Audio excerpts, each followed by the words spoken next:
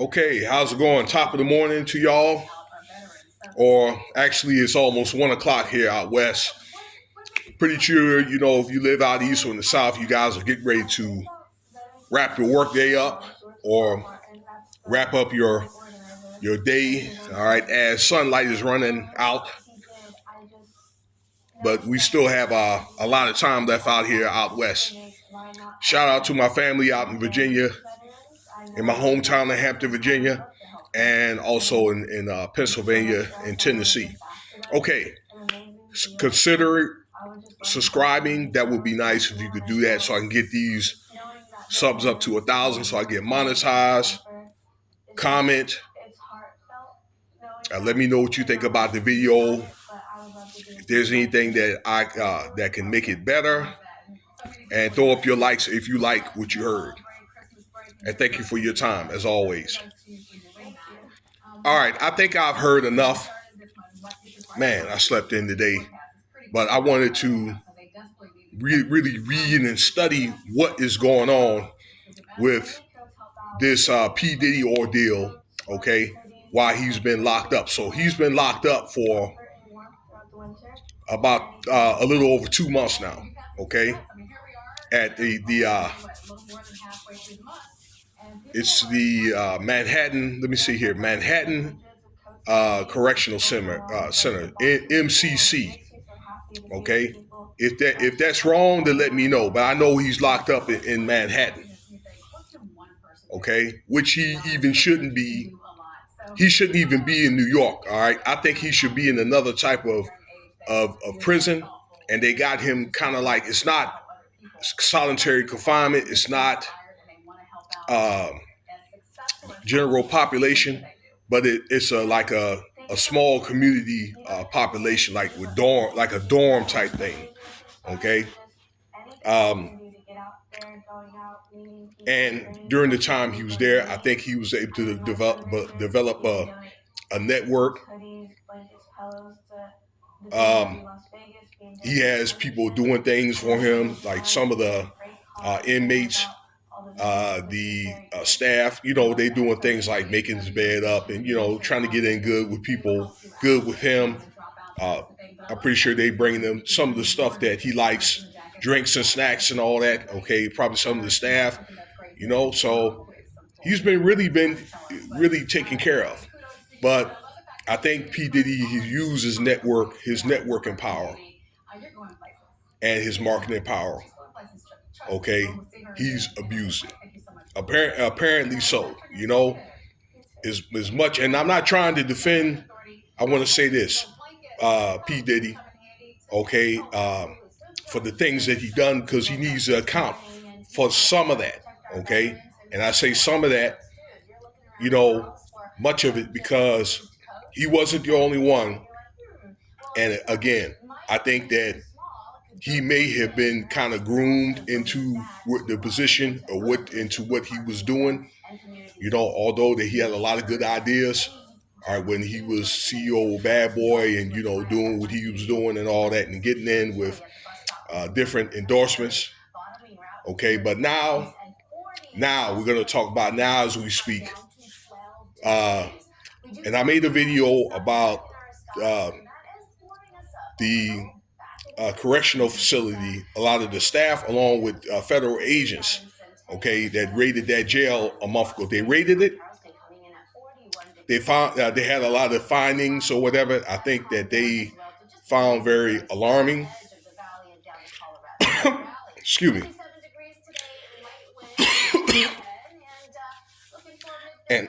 And now they are going to present this in court, like they're actually talking about it.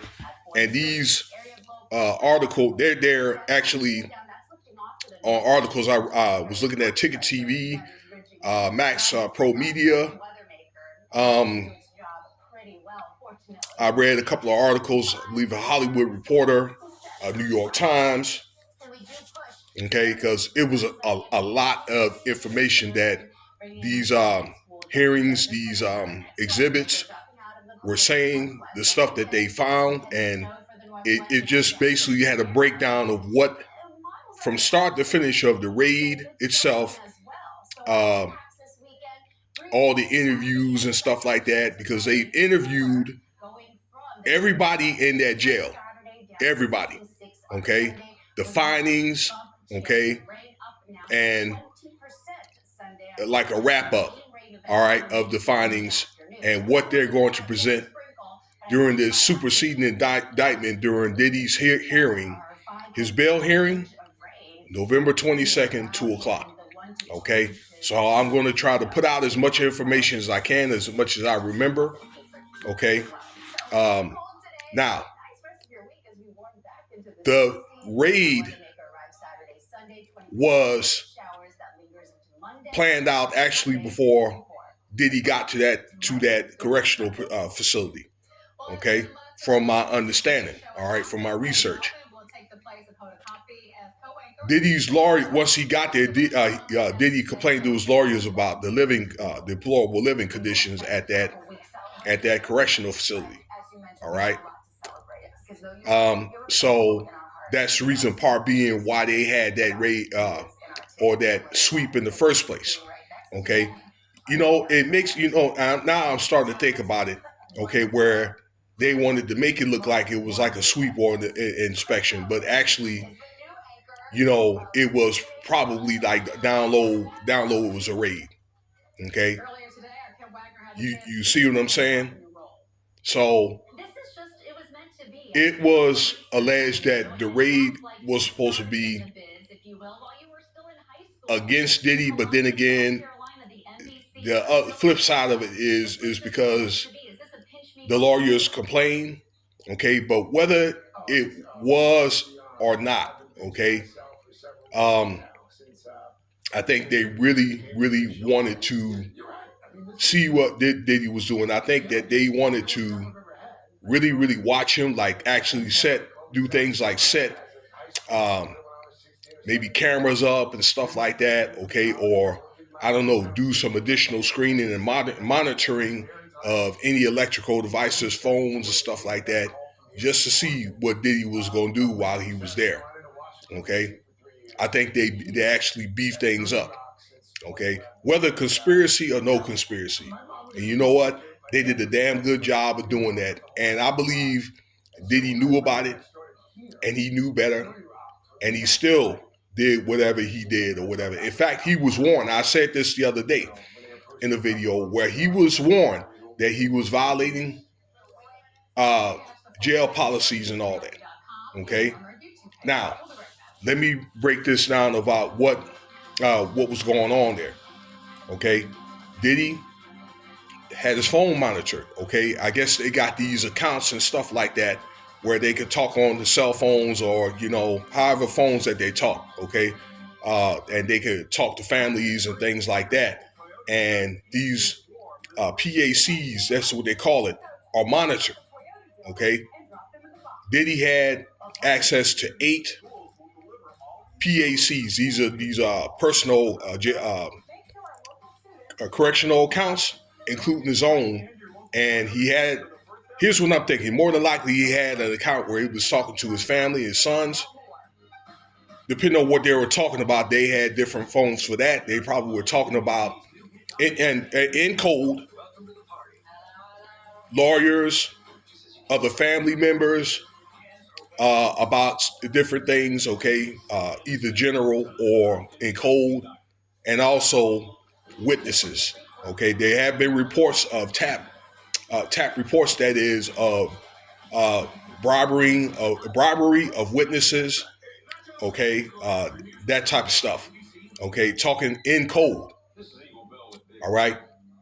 He's also been monitored, also as well, talking on the phone too, okay.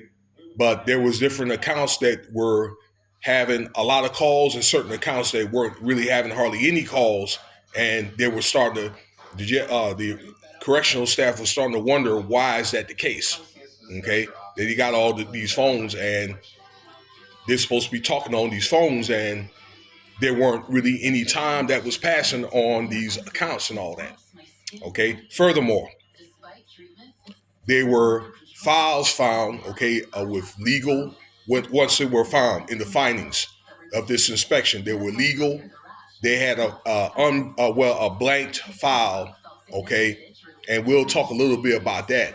There was a little bit of drugs and a little bit of contraband, okay. Now, and I'm thinking that somebody probably brought that stuff to him. That those DURS. I have to be very careful about that. DURGSs and then the C word, okay, contraband. All right. So, all right. Again,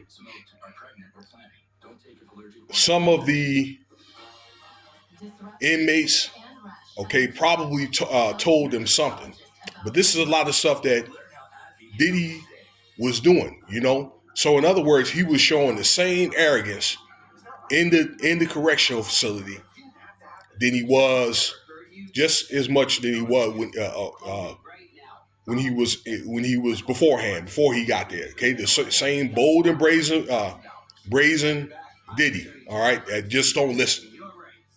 All right, after I'm pretty sure that he was warned, he was duly warned. Okay, and based on these findings, they, like I say, that they were put into a thick indictment, and his lawyers tried to lie about it, and then they're like, you know what? It's like now they went on and admit it, because how can they look at this stuff and say no? Okay, if you look hard enough, you probably can find the indictment. I didn't go to take the time to look at it. Okay, I just looked at articles and I saw about 3 or 4 podcasts from YouTube, and I figured I'd develop my own attention. So this is going to be something that's going to be brought forth at that bond hearing, because they're doing whatever they need to do. Okay, this is the FBI, all right, and these investigators to keep Diddy locked in, okay, because they feel as though Diddy is a threat, because in these findings, this folder, which they took pictures of all this stuff, they were talking about there's certain people that he wanted to pay off, and there's certain people that he wanted to do blank to, okay, that were blanked out, that they wanted to do blank to. Now you just think about what I'm saying or whatever, okay, where he was plotting something, I'll just say.